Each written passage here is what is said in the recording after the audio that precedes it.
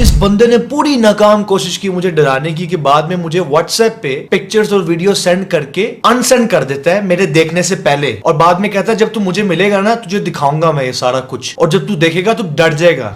तुम करो तो सही, तुम्हारी वो चीजें दिखाऊंगा जो तुम अभी भी मिलके ना मेरे से डर जाओगे। आप देख सकते हैं कि मेरा आईडी कार्ड, मेरी बहनों का, मेरे भाइयों का, मेरी पूरी फैमिली का बी फॉर्म पूरा डाटा निकलवा के मुझे भेज रहा है, डरा रहा है। अस्सलाम वालेकुम फ्रेंड्स, मेरा नाम है सुमैर और आप देख रहे हैं सब स्मैर यूट्यूब चैनल। दोस्तों, जैसे कि आप सबको पता है कि पाकिस्तान में बहुत सारे ऐसे यूट्यूबर्स हैं जो दूसरों को रोस्ट करते थे। रोस्टिंग यूट्यूब पर एक आर्ट समझा जाता था। ये ऐसा आर्ट है कि आप दूसरे की पर्सनैलिटी को लेकर उसकी ज़ातियात पर या फिर उसकी अपनी ज़िंदगी पर, उसके कपड़ों पर, उसके बोलने के अंदाज पर, उसकी एक्टिंग पर, किसी भी चीज़ पर आप उसको पकड़ लेते हैं उस चीज़ को और उस पर खूब रोस्टिंग करते हैं। रोस्टिंग का मतलब क्या था? मतलब उसको नंगा करके आप रख देते हैं, उसकी माँ बहन एक करके रख देते हैं, उसके ऊपर कीचड़ उछालते हैं, उसको गालियाँ देते हैं और उसके ऊपर ऐसे जुमले कसते हैं जिसकी वजह से दूसरे जो लोग होते हैं ना वो देखकर एंजॉय करते हैं। और जैसा कि आप सबको पता है कि लोग अपनी इंसल्ट को फील करते हैं और दूसरे की इंसल्ट को एंजॉय करते हैं। तो इसी बात को देखते हुए पाकिस्तान में ऐसे बहुत सारे यूट्यूबर्स हैं जिन्होंने रोस्टिंग शुरू की और लोगों को खूब रोस्ट किया। इसी तरह से हमारे पाकिस्तान में एक बहुत बड़े यूट्यूबर हैं, बहुत फैन है उनके, बहुत लोग उनसे मोहब्बत करते हैं, बड़ा अच्छा ज़बरदस्त रोस्ट करते थे, डकी भाई। डकी भाई ने अपने करियर का आगाज किया एक बड़े यूट्यूबर को रोस्ट करके, जिनका नाम है शाम इदरीस। शाम इदरीस पर उन्होंने वीडियो बनाई और उसके बाद उन्होंने उनको खूब रोस्ट किया।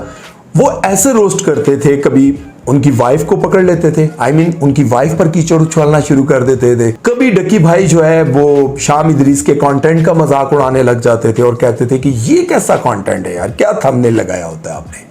आज मैं और मेरी वाइफ शादी की शॉपिंग करने जा रहे हैं, आज मैं और मेरी वाइफ घूमने जा रहे हैं, हमारा बच्चा आने वाला है, और अजीबोगरीब बातें करते थे। लेकिन साथ साथ ये भी कहते थे कि यार ये क्या मतलब आप स्कार्फ करती हैं और स्कार्फ करने के बाद दुनिया के सामने आकर इस तरह से तमाशे करती हैं। उनकी ड्रेसिंग का भी मजाक उड़ाया गया, उन पर खूब कीचड़ उछाला गया। Yeah, step up the game. You think you're the bomb? Oh yeah, I'm a queen. मुझे पता है हिजाब की रिस्पेक्ट करनी चाहिए, लेकिन fuck this shit man. मैं हिजाब पहन के रैप भी करूंगी, मैं उसकी इंसल्ट भी करूंगी, because views man, views. जबकि शाम इदरीस ने उनको स्ट्राइक भेजी, उसको शाम इदरीस ने उनको कहा कि जो मर्जी करो मेरे पे करो लेकिन मेरी वाइफ पे ना करो। अब एक आपने जुमला सुना होगा, मकाफाते अमल। मकाफाते अमल क्या है कि आप जैसा करते हैं फिर कुछ ही अरसे बाद आपके साथ वैसा होता है। जैसा करोगे वैसा बढ़ोगे बेटा। आप जब किसी पर कीचड़ उछालते हैं, आप जब किसी की जिंदगी खराब करने की कोशिश करते हैं, तो फिर कुछ अरसे बाद वो वक्त आप पर भी आता है। जब डकी भाई शाम इदरीस पर कीचड़ उछाल रहे थे, उनको रोस्ट कर रहे थे, वो उनको तो फेम मिल रहा था। अब किस बात पर फेम मिला? डकी भाई को उनकी वाइफ ने, शाम इदरीस की वाइफ ने, फ्रॉगी ने कहा कि मैं ऐसे यूट्यूबर्स को कोई मतलब अहमियत नहीं देती, ये छोटे यूट्यूबर्स हैं और छोटे यूट्यूबर्स की क्या अहमियत होती है, मैं तो इनको किसी खाते में नहीं लाती। 1 billion views. We need to show pride of the biggest Pakistani social media star right now in the world. अब इस बात को डकी भाई ने अपनी फेसबुक पोस्ट पर लगाया, इंस्टा पर लगाया और हर जगह पर लगाया और इस पर वीडियो बनाई और रोते हुए कहा कि यार देखो, हमारी क्या छोटे यूट्यूबर्स की कोई जिंदगी नहीं होती, छोटे यूट्यूबर की कोई लाइफ नहीं होती, कोई ख्वाहिश नहीं होती। इस पर उन्होंने बहुत बात की। ये वो जुमला था जिससे शाम इदरीस का जवाल शुरू हुआ, फ्रॉगी का जवाल शुरू हुआ। पहले उनके बहुत व्यूज आते थे, मतलब मिलियंस में व्यूज होते थे, लोग उनको बहुत पसंद करते थे।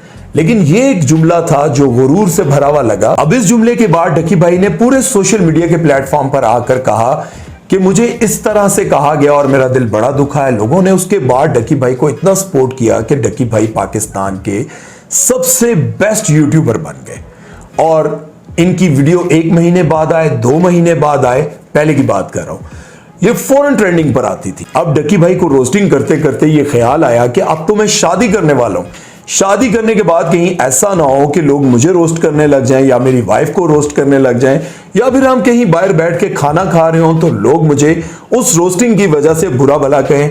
इन्होंने ये सोचा कि क्यों ना अब मैं व्लॉगिंग शुरू कर दूं। लेकिन फिर जब डकी भाई ने व्लॉगिंग शुरू की तो लोगों ने उनको पसंद तो किया, लेकिन बहुत सारे लोगों ने उन पर काफी तनकीद भी की, क्योंकि व्लॉगिंग करते करते उन्होंने अपनी वाइफ को भी इन्वॉल्व कर लिया। अब चाहे मैं शाम अदीस से 10 गुना बकवास व्लॉग्स भी बनाऊं, कोई मसला नहीं भाई, पैसे बन रहे हैं। लोगों ने उन पर काफी तनकीद की। उन्होंने कहा कि कभी आप शाम इदरीस पर कीचड़ उछाला करते थे इसी तरह के थंबनेल्स को देखकर, आज आप खुद ये काम कर रहे हैं। आज आप अपनी वाइफ को लेकर कहते हैं कि आज हम शॉपिंग करने जा रहे हैं, आज आपकी भाभी को मैं कुछ खिलाने ले जा रहा हूं, आज मैं और आपकी भाभी मूवी देखने जा रहे हैं और सिनेमा में कोई भी नहीं था, मैं और वो अकेले थे। देख भाई, जब तेरी वाम गंदी गालियां वल्गर कंटेंट को 4 साल से देख के पली बड़ी है, तो जाहिर सी बात है कि भाई अगर तुम अपनी कोई चीज पब्लिकली शेयर करोगे तो उनके थॉट्स ऐसे गंदे आएंगे, वो उस तरह का गंदा कमेंट करेंगे। तुम्हारी वाम ऐसी है, तुमने खुद बनाया इनको ऐसे, तो बर्दाश्त करना सीखो। पाकिस्तान के एक और नामवर यूट्यूबर हैं जिनका नाम है शामीर अब्बास, जो अक्सर अपने आप को कहते हैं मैं बगैरत हूं, मैं बगैरत हूं। खैर, ये भी पहले प्रैंक किया करते थे और इनके चैनल पर काफी व्यूज आते थे, मिलियन में आते थे और लोग इनको बहुत पसंद करते थे। जब मिलियंस में व्यूज आ रहे हो तो जाहिर है बंदा पाकिस्तान का बड़ा यूट्यूबर होता है और इनके चैनल पर भी सब्सक्राइबर भी काफी हैं, मिलियन से ऊपर ही हैं, तो ये भी एक स्टार हुआ करते थे। लेकिन उस वक्त से पहले पहले जब तक इनकी प्राइवेट वीडियो लीक नहीं हुई थी, जब इनकी वो प्राइवेट वीडियो लीक हुई, लीक होने वाली वीडियो कौन सी होती है यार, समझा करो ना, खुल के नहीं बोल सकता। जब इनकी वो वीडियो लीक हुई तो उसके बाद लोग इनसे काफी नफरत करने लग गए। अब जाहिर है ये पब्लिक में भी नहीं जा सकते थे, प्रैंक भी नहीं कर सकते थे और इन्होंने प्रैंक छोड़ दिए। उसके बाद ये लोगों को एक्सपोज करने लग गए।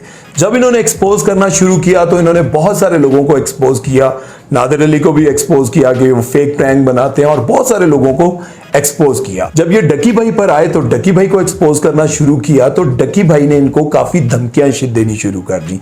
इनको भी धमकियां दी और बदला ब्लॉग को भी धमकियां दी कि अगर तुम लोगों ने मेरी वाइफ के ऊपर कोई भी बात की तो मैं तुम्हें स्ट्राइक भी भेजूंगा और किसी से कुटवाऊंगा भी। इस बंदे ने पूरी नाकाम कोशिश की मुझे डराने की, कि बाद में मुझे व्हाट्सएप पे पिक्चर्स और वीडियो सेंड करके अनसेंड कर देता है मेरे देखने से पहले, और बाद में कहता है जब तू मुझे मिलेगा ना तुझे दिखाऊंगा मैं ये सारा कुछ, और जब तू देखेगा तो डर जाएगा।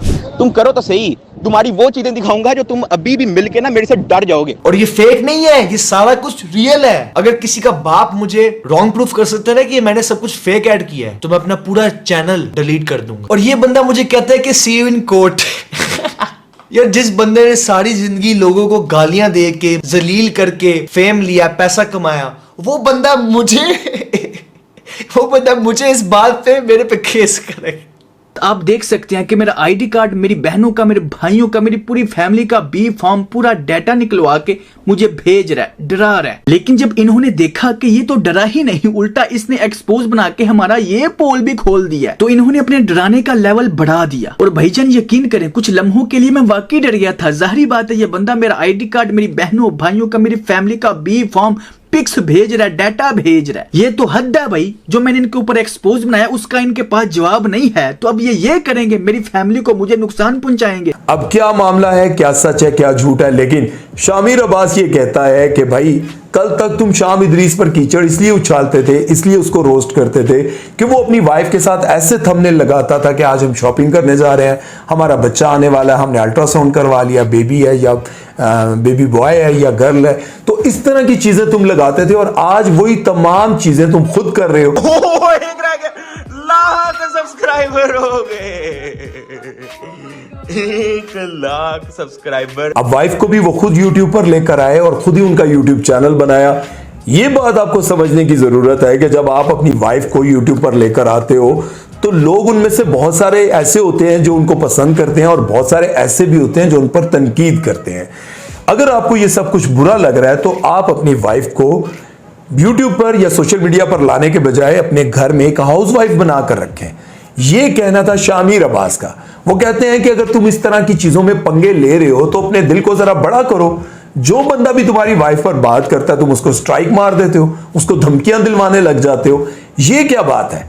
अब इन दोनों की लड़ाई भी चल रही है, शामीर अब्बास और डकी भाई की भी लड़ाई चल रही है, उसके बाद बदला ब्लॉग और फिर डकी भाई की लड़ाई चल रही है, क्योंकि जो भी डकी को एक्सपोज करने की कोशिश करता है डकी जो है उसको धमकियां देने लग जाता है। ये वो कहते हैं, मैं नहीं कहता। अब जब ये लोग डकी के बारे में वीडियो बनाते हैं, उसके खिलाफ बातें कर रहे होते हैं, तो यकीन करें मुझे यकीन नहीं आता, मुझे नहीं लगता कि डकी इस तरह का होगा। लेकिन जब वो लोग वॉइस नोट्स पेश करते हैं, ऐसी चीजें सबूत के साथ पेश करते हैं कि डकी उनको धमकियां दे रहा है, डकी उनके खिलाफ ऐसी बातें कर रहा है, तो फिर मैं सोचता हूं कि यार डकी तो किसी भी इंटरव्यू में आता है, जब किसी आम लोगों के साथ मिलता है, अपने फैंस के साथ मिलता है, तो बहुत आजिज होता है।